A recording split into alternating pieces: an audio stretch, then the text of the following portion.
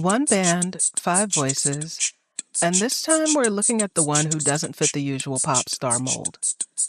Louder than the rest in some ways, quieter than the rest in others. I'm talking about JC Chasez, the reserved one, the serious one, and the member whose 2001 stayed mostly inside the bubble of NSYNC. This was a year he kept his head down, focused on the work, and let the music speak louder than he did.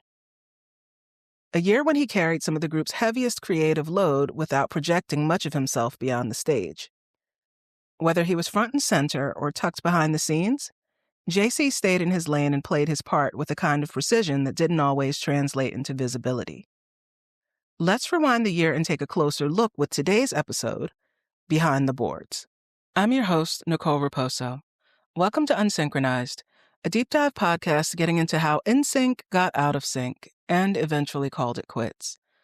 Before we dive in, I want to be upfront. JC's 2001 didn't leave much of a solo footprint.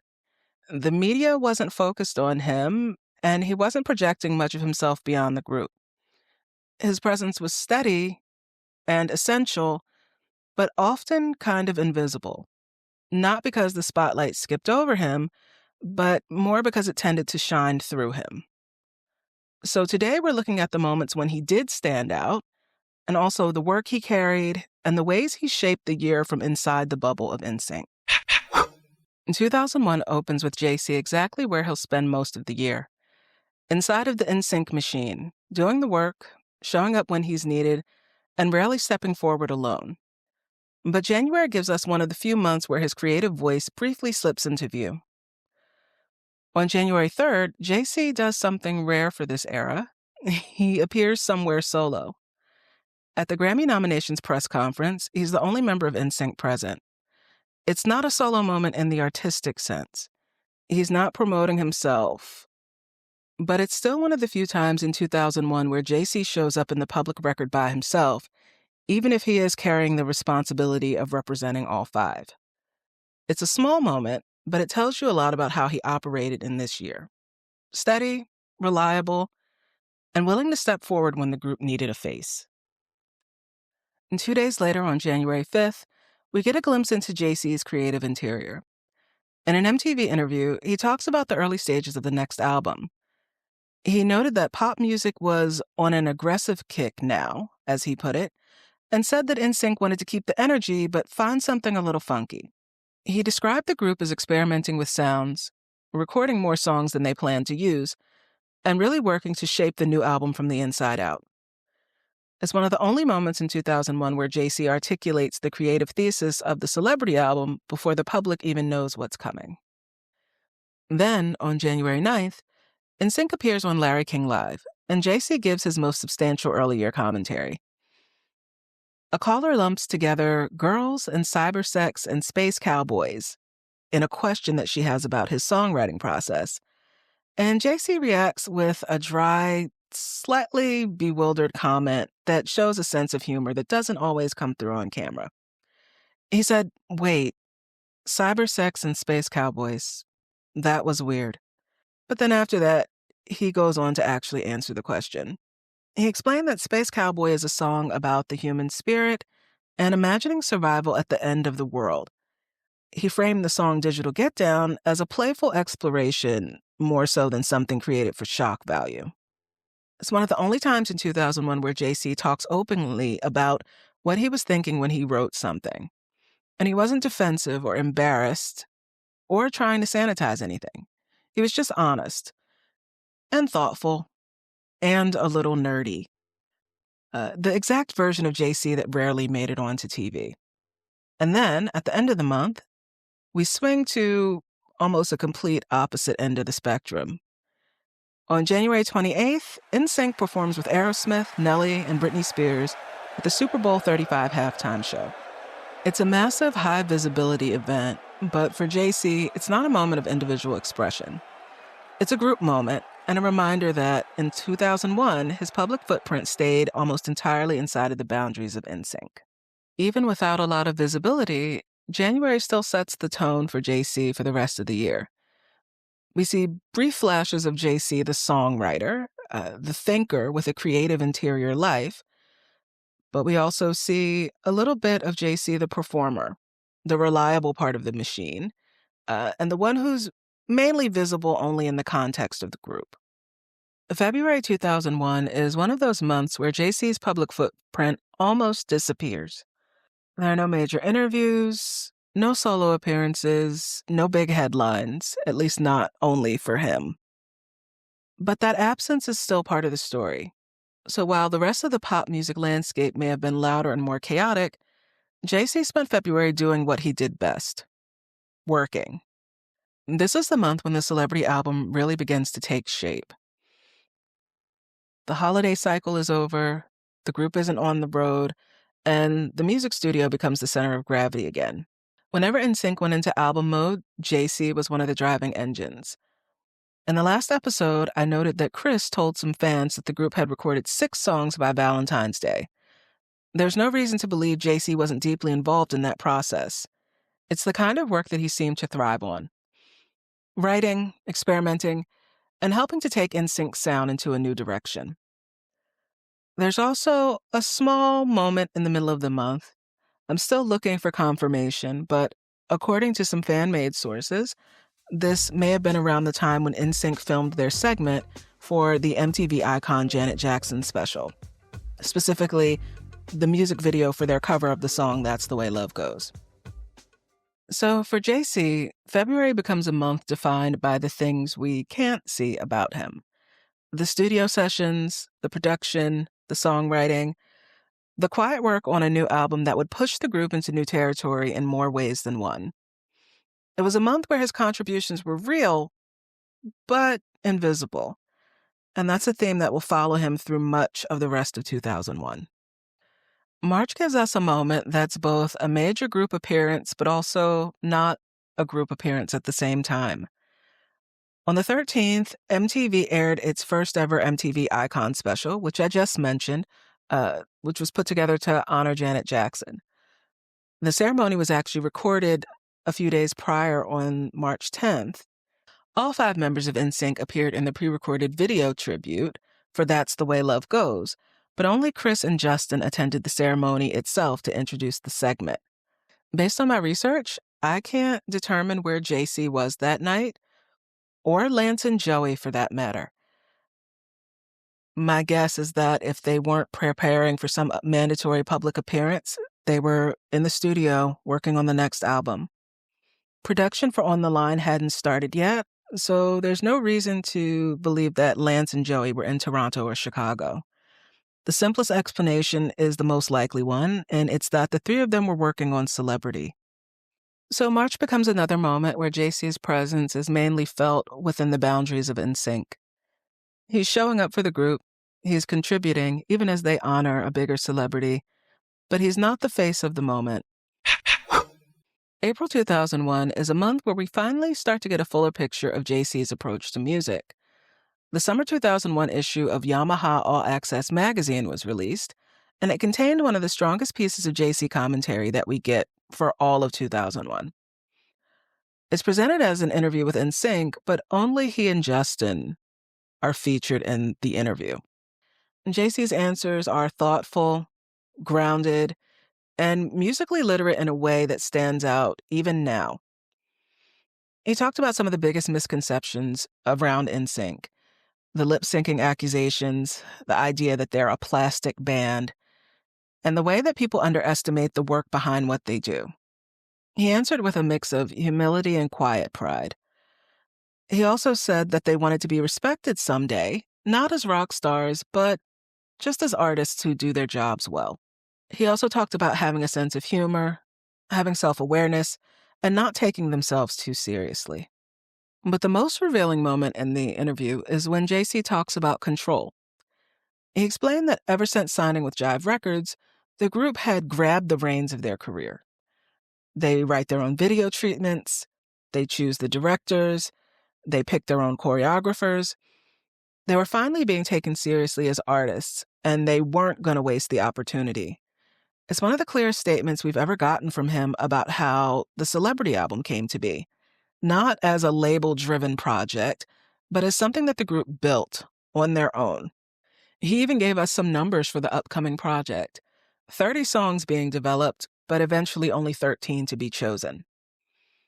Then comes the line that reveals the most about how JC thinks of songwriting. We've actually been doing it since the beginning. It was just a matter of waiting until our songs got good enough to put on the records. It was a quiet statement, but it really says a lot. JC doesn't talk about songwriting as branding.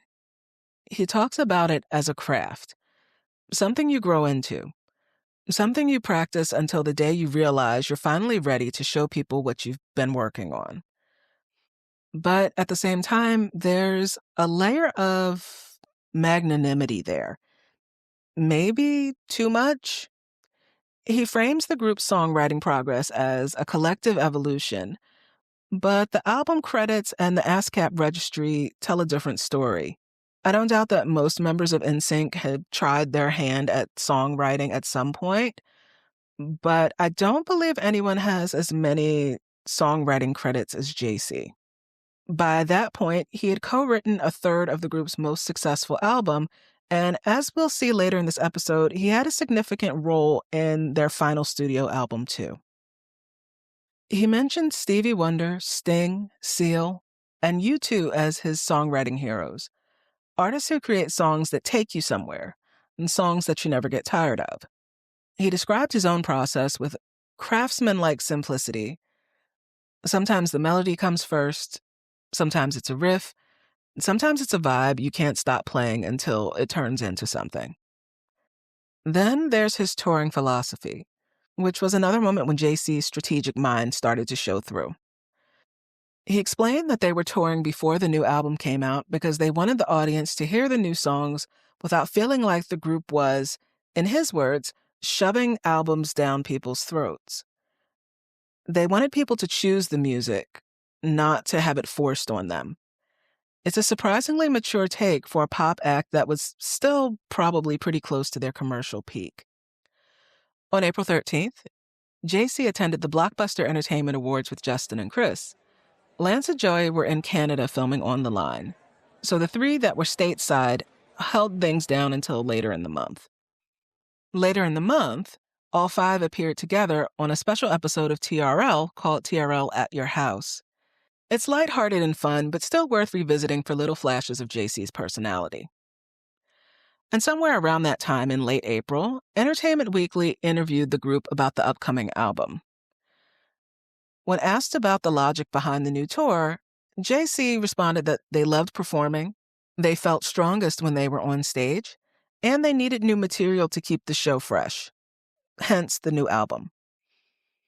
He repeated that the album wasn't released before the tour because they weren't trying to force the music on people. They wanted the audience to decide for themselves. Overall, April was a month where JC's philosophy about a few different things started to come into focus.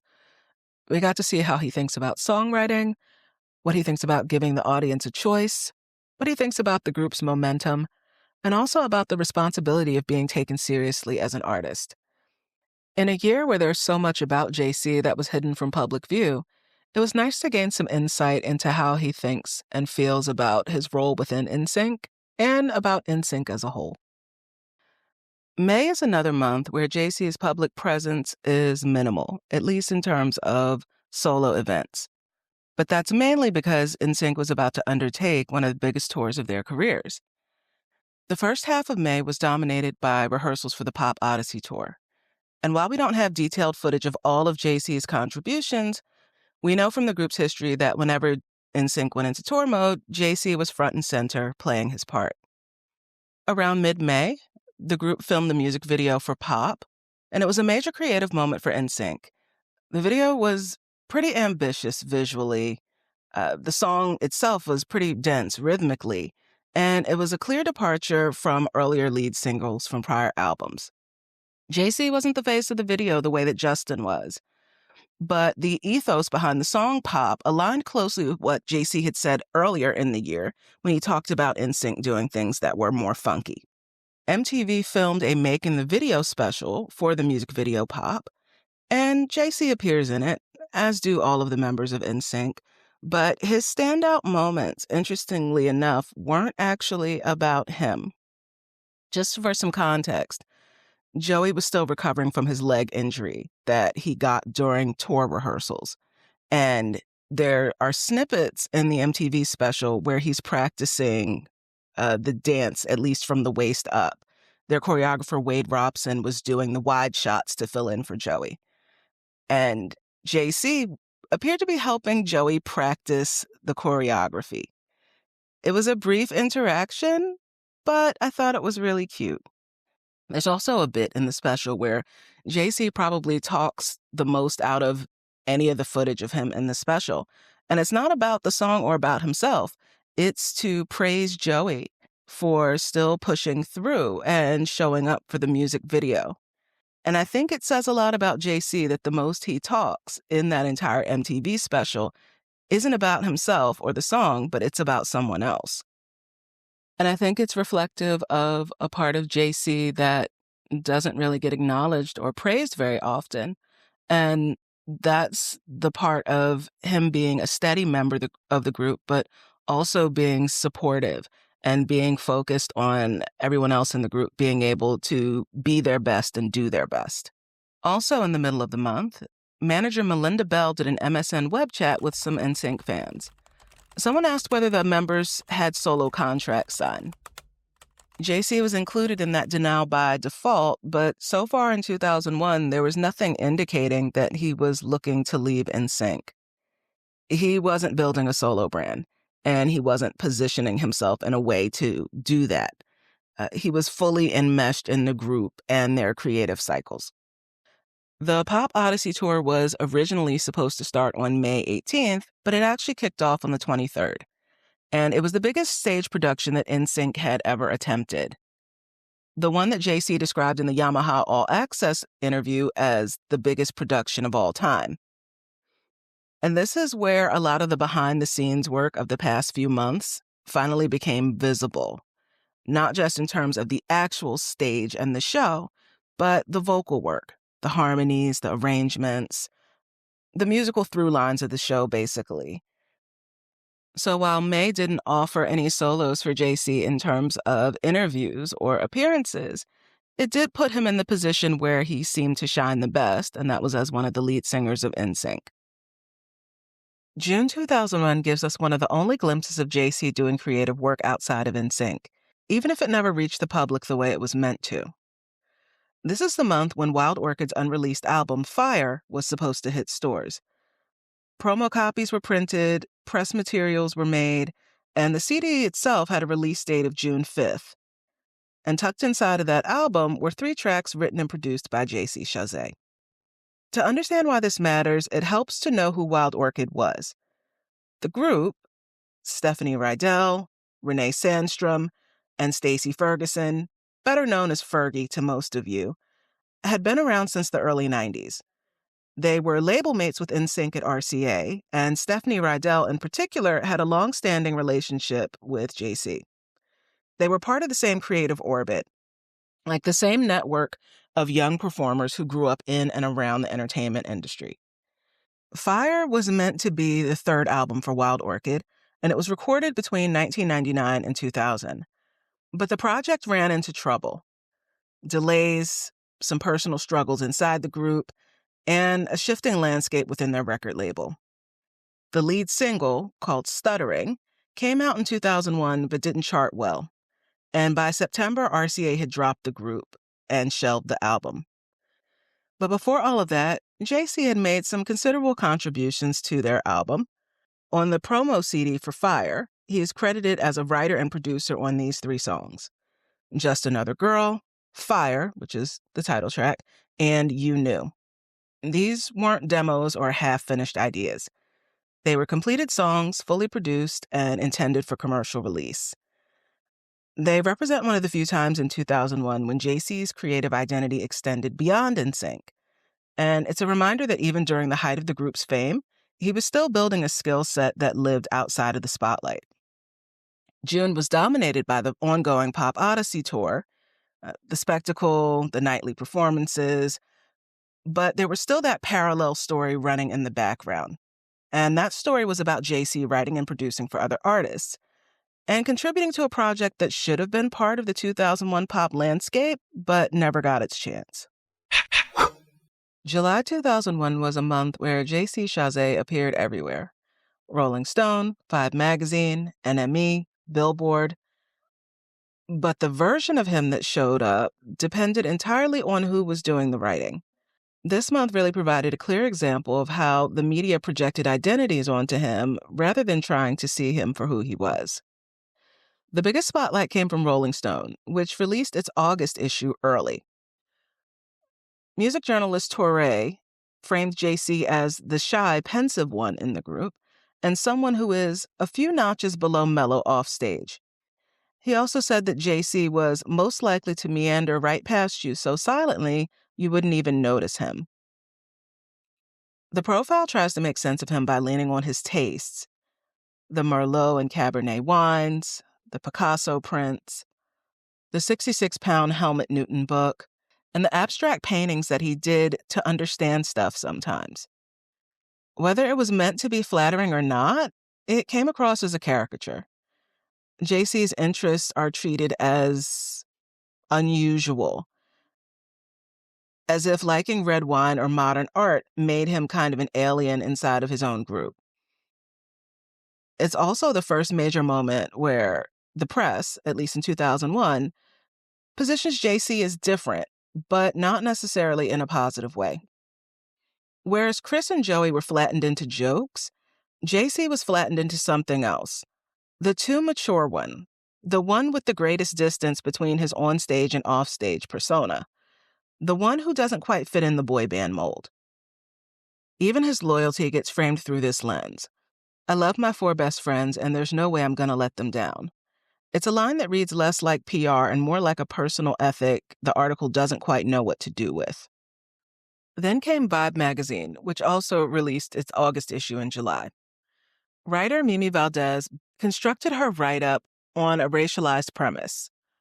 First, that NSYNC was the only boy band that mattered to Black audiences, that their new music would, in her opinion, win more African-American fans, and that proximity to Black artists was a form of cultural validation for the group. It's a framing that should have raised eyebrows, but what seemed to draw the most backlash from the piece was JC's one clumsy line. I don't know how the ghetto pass happened, but I'm glad it did. Everything else he said in the article was respectful, deferential, pretty much rooted in admiration for the Black performers that he grew up listening to. But because he's earnest, and because he's speaking from inside a dynamic he didn't create, his comment became a lightning rod instead of the article's premise. As someone who used to read Vibe magazine, I remember some pushback in the following issue. Some readers wrote in saying that they resented the implication that acceptance from the Black community equated to being ghetto. JC is responsible for what he said, and it was pretty cringeworthy, but the whole premise of the article was cringeworthy. Meanwhile, NME painted a completely different picture. In a straightforward interview about the group's European plans, JC came across as grounded, self-aware, and focused on the work. He admitted that they had neglected their overseas audience, saying, "We used to be huge over there. Now we can't get arrested in Europe." He also talked about wanting to rebuild that connection, and he emphasized the group's musicianship. "We are 5 musicians. We are 5 singers." He explained why they used to perform a cappella overseas, just to prove that they weren't lip-syncing. It's one of the clearest mid-year snapshots of JC as the group's spokesperson and someone who understands the craft, the audience, and what was at stake when it came to NSYNC and touring. And then there's the Billboard feature called NSYNC Shoulders the Burden of Celebrity. In the piece, JC talked about the new album not as a marketing exercise, but as a creative statement, saying, "We set out to make a record that was more reflective of what turns us on musically." He pushed back against the bubblegum stereotype, saying that pop music comes in a lot of different flavors, and he described the rawness of the song Gone in its live arrangement, the tightness of the group on stage, and how he really took pride in their harmonies. He even tried to put a positive spin on the risky decision to perform 6 unreleased songs on the Pop Odyssey tour, saying that by the end of each one, the crowd is with us. Definitely positive comments from JC, but it kind of also reads like emotional labor. Maybe JC smoothing over choices he didn't make just to reinforce the unity and trying to protect the collective.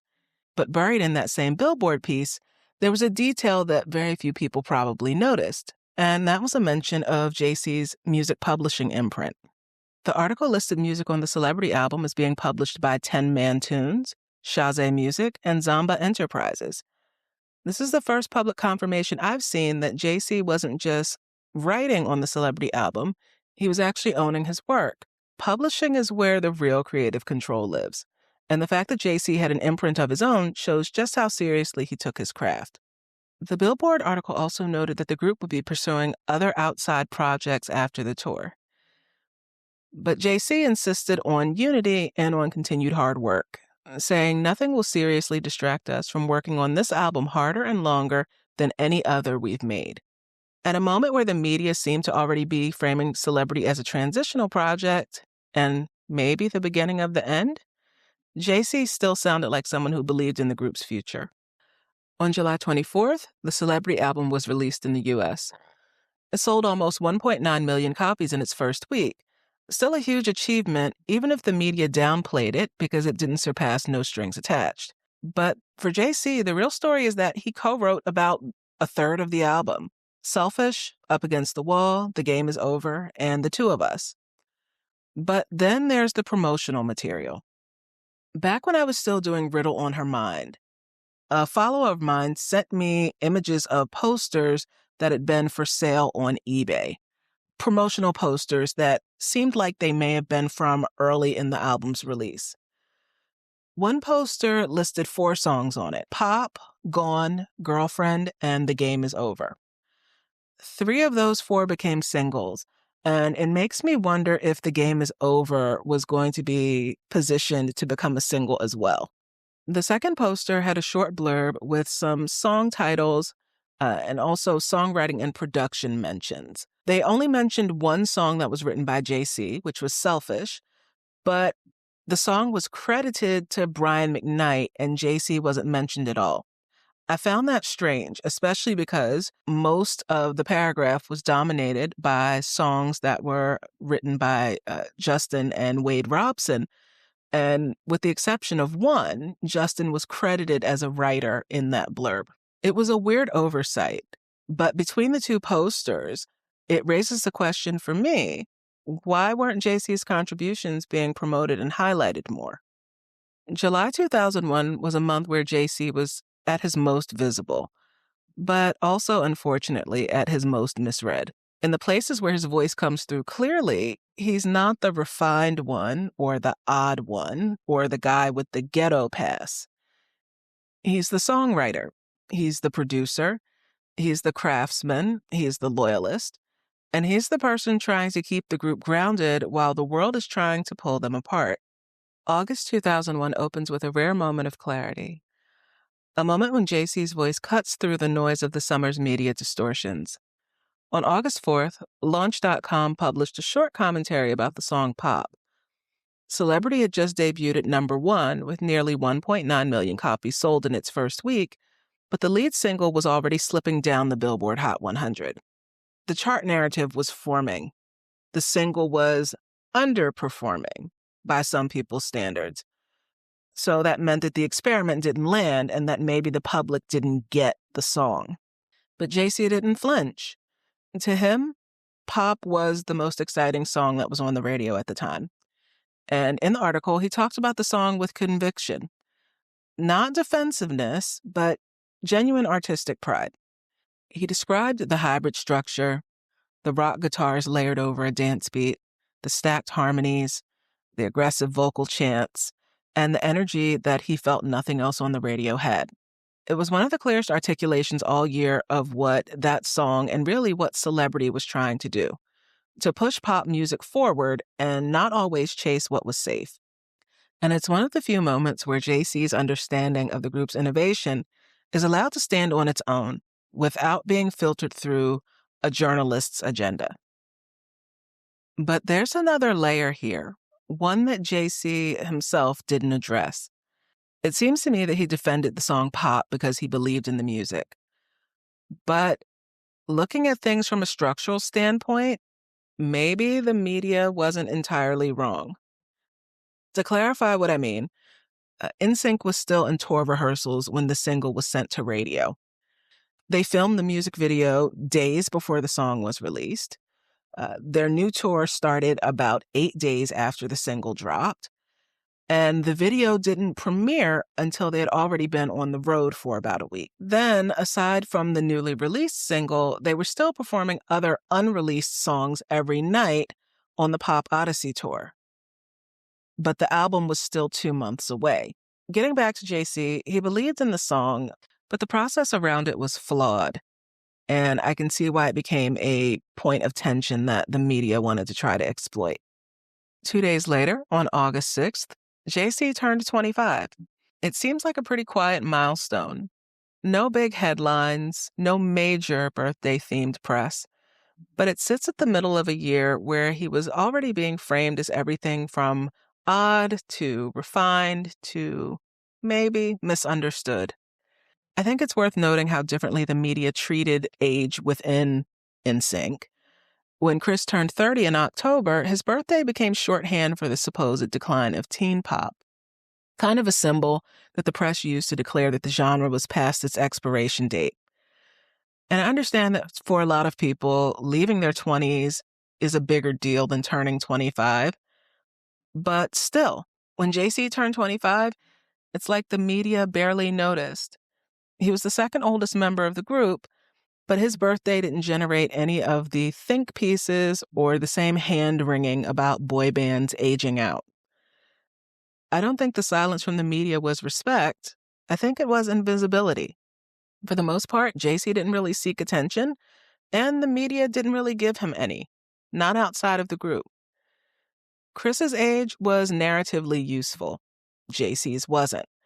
And that contrast says more about the media than it does about either of them. Then on August 20th, NSYNC performed on the Today Show's summer concert series. The performance was bright, polished, and familiar.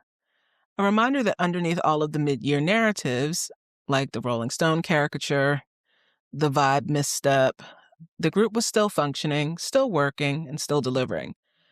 For JC, it was a moment where the noise quieted down a bit, and his work got to speak for itself. So overall, August was a smaller month than July, but it was also a cleaner one. September 2001 is a month that starts with celebration but ends with silence, and JC's story sits right at the center of that shift. On September 1st, NSYNC played the final show of their Pop Odyssey tour in Mexico City. It was the end of the biggest tour of their career. 5 days later, on September 6th, the group swept all 4 categories at the MTV Video Music Awards. It was a major high point right at the end of the summer. Then came one of the most striking moments of JC's entire year. NSYNC appeared at the taping of Michael Jackson's 30th anniversary special.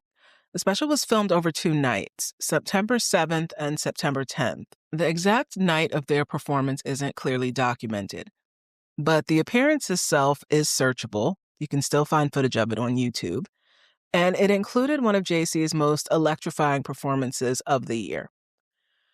When NSYNC emerged from the stage portals behind the Jacksons, JC came out singing with a force that I can only describe as explosive, a full-throttle chest voice attack that cut right through the audience. He was also the only member of NSYNC who received a solo line in the song Dancing Machine, effectively sharing lead vocals with Michael Jackson. It was a rare moment where JC's vocal power was foregrounded on a global stage, unfiltered and unmistakable. Some sources placed NSYNC's contribution to the What's Going On charity single around the same time, but the timeline is difficult to verify. The project involved multiple recording sessions around the time of 9/11, and the surviving documentation is somewhat inconsistent. What is clear is that the group participated and they were part of the recording effort. JC's solo moment is small. He got to sing a couple of lines. And then on September 11th, the world changed. After the terrorist attacks, the entertainment industry shut down. Tours paused, appearances were canceled, and the promotional cycle for Celebrity went quiet. The momentum of the summer evaporated, more or less. For JC, it marked the end of the most visible stretch of the year, the end of the time where the group had been everywhere, only to disappear overnight into the same national pause that touched every corner of American life. September was the turning point, and every month afterward felt different. October 2001 is a quieter month for JC, not because he disappears, but because the entire entertainment industry is operating under a different emotional register. After the shutdown in mid-September, most artists return to public life through charity events, tributes, and benefit performances. For NSYNC, the defining moment of the month is the United We Stand concert in Washington, D.C. on October 21st. It's a moment defined less by individual spotlight and more by collective purpose. And that collective framing is important because October is the month when JC has no front-facing solo work at all. While Joey is doing press for On the Line and Chris is trying to restart the Fu Manskito promotional schedule that was derailed in September, JC's only documented appearances are group commitments, ensemble charity work, collective performances, and the What's Going On video shoot. From what I could see, there were no individual interviews, no solo press hits, no personal projects being promoted. It's a quiet month for him, and that quiet is telling. Generally speaking, JC wasn't someone who sought media attention on his own, and in return, the media, for the most part, didn't seek him out. October became a month where his presence was felt only within the group, not as an individual figure. In contrast to the visibility of other members of NSYNC, JC sort of receded into the collective. Not because he couldn't stand out, but because he didn't really seem to desire to do so. There didn't seem to be this urge to push himself forward during a moment when the industry was still finding its footing. October doesn't offer the kind of standout JC moments that defined July or the performance spotlight that he had in early September. Instead, it shows him in a different light. Present, steady, and committed to the group's shared efforts during a national moment of grief and recalibration. November opened with the Veterans Day concert on South Beach in Miami. It was one of the first upbeat, celebratory events that the group participated in after the post-9/11 industry shutdown. It doesn't offer any JC-specific moments, not any more than what you'd expect in your typical NSYNC performance. He's present, he's professional, and he's part of the collective. Nothing more, nothing less. On November 20th, all 5 members appeared together on MTV's Total Request Live. During the program, they each had an opportunity to say what they were grateful for that year. And when JC was forced to choose, he said the Pop Odyssey Tour. The next day, November 21st, NSYNC appeared on BET's 106 in Park. Earlier this season, I had mentioned this as their first appearance on the show, but after doing a little additional digging and reviewing some sources, it's become clear to me that their first actual appearance on 106 in Park was in June of 2001. So the November visit was their return. This appearance was important not because JC had any standout moments, but because the show itself sits at the center of racialized commentary surrounding NSYNC that year. NSYNC's presence on BET was being treated as sort of a cultural anomaly, and it's a narrative that flattened the group's actual musical influences and erased the complexity of their audience. JC doesn't have a standout moment during their stint on 106 in Park, but his presence is part of the larger group story. So overall, for JC, November was a month of collective visibility, but individual silence. He shows up, he performs, he participates, but he doesn't speak as an individual artist. December continues a pattern that we've seen all throughout the course of 2000. On the 4th, NSYNC attended the Billboard Music Awards. Since the group performed the song Gone, there were no standout vocal moments for JC at that time. His time came later during the ensemble performance of What's Going On, when NSYNC joined other collaborators from the All-Star charity single. On December 8th, JC participated in the Challenge for the Children holiday event in Orlando, handing out gifts to kids.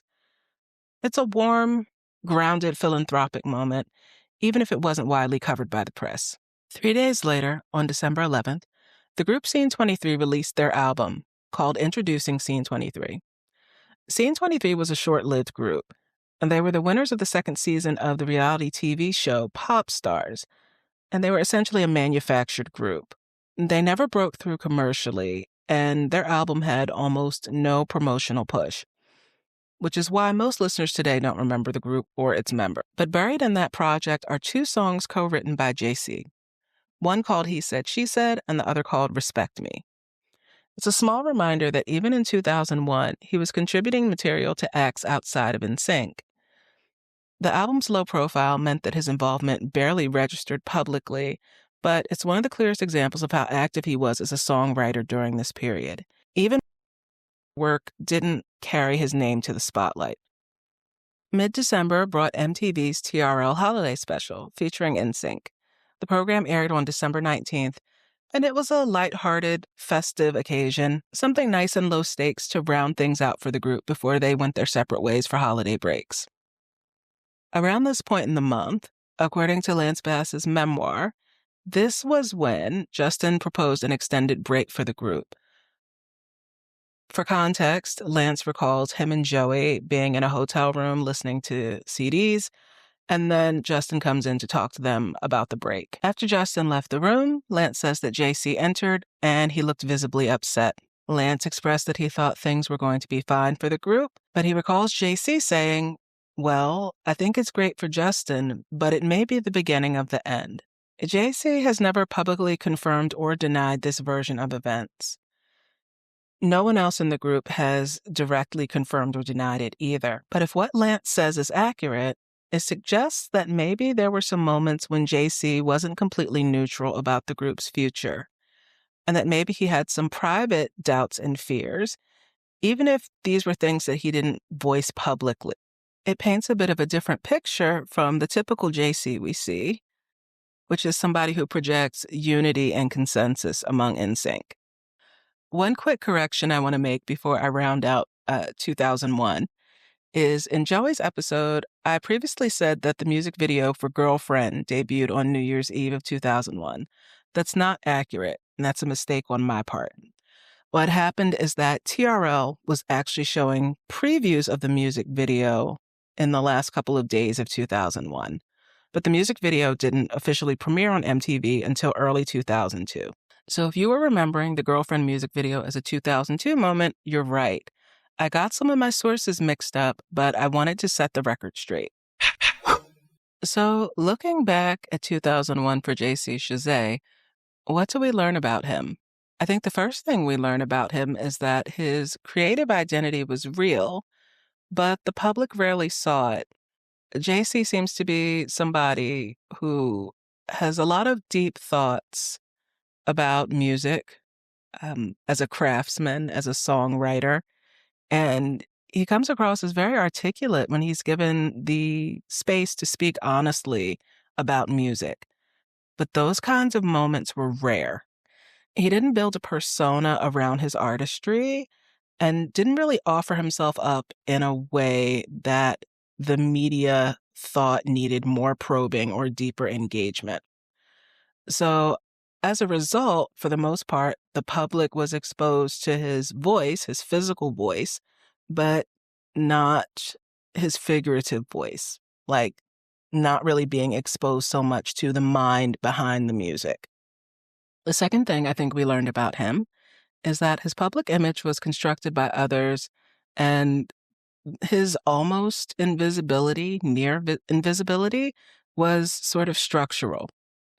JC didn't project a specific image or public persona, and the media filled that vacuum however they wanted to. We saw that with the Rolling Stone article, where the writer framed JC as refined and a little odd.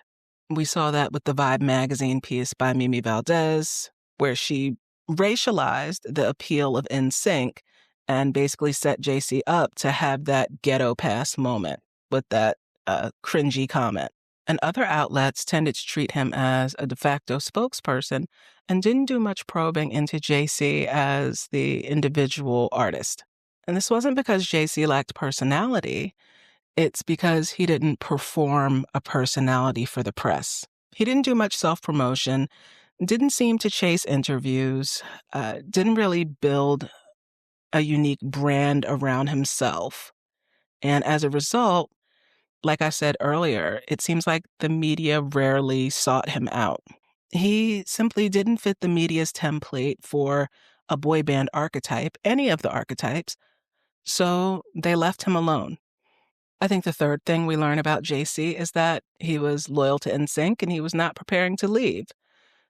Nothing in 2001 suggested that JC was drifting away or trying to make a way outside of the group. His side projects were small, they were pretty quiet, and they were compatible with NSYNC's schedule. He repeatedly emphasized his commitment to the group in interviews, even saying that they planned to work on Celebrity harder and longer than any album they had ever made. And if Lance's memoir is accurate, then JC seeming upset at Justin's proposal to take an extended break, even to the point of him saying it might be the beginning of the end, that only makes sense if JC wanted NSYNC to continue.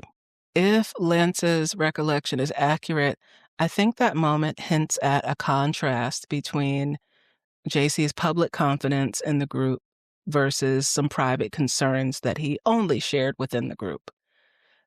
We can't know exactly what he felt, but the difference between what he tended to project publicly and what he may have expressed privately is worth noting. JC's public comments about NSYNC and how they evolve over the course of the so-called hiatus will become an important thread as this podcast series continues. So that's where we'll leave JC for the year 2001. Before I close out this episode completely, I have two quick announcements. First, there's going to be a special episode of Unsynchronized in March. I'm participating in an event called Podcast-thon, and it's when podcasters around the world release special episodes in support of the charity of their choice. Podcast-thon is about convincing as many hosts as possible to dedicate one episode of their show to a charity of their choice and to release these episodes simultaneously in a coordinated effort mid-March 2026, creating a massive and international wave of inspiring audio content. The objective? To raise awareness for a huge number of charities worldwide. If any of my listeners happen to be podcasters too, and if this nonprofit initiative resonates with you, please register as a host at podcasthon.org/register. It's quick, free, and easy. This year, the special episode of Unsynchronized will be in support of the Internet Archive. Podcast-thon 2026 runs from March 14th through the 20th, and my special episode will launch on March 19th. The second announcement is that the Podcast-thon episode will be the only episode next month. In March, I'll be taking a mid-season break. A little hiatus, if you will. But unlike NSYNC, when I say I'll be back after my hiatus, I actually mean it. The next regular episode of Unsynchronized will be available on April 30th, 2026. And that episode is about none other than Mr. James Lance Bass. The business-minded one. The one with the super deep voice. The one with the frosted tips. And the man whose 2001 was defined by a kind of controlled multitasking. Producing and starring in a film, running a management company, and still showing up for NSYNC as much as he could. Until next time, this has been Nicole Raposo. Thanks for joining me. And remember, you can't spell unsynchronized without NSYNC. See y'all in April.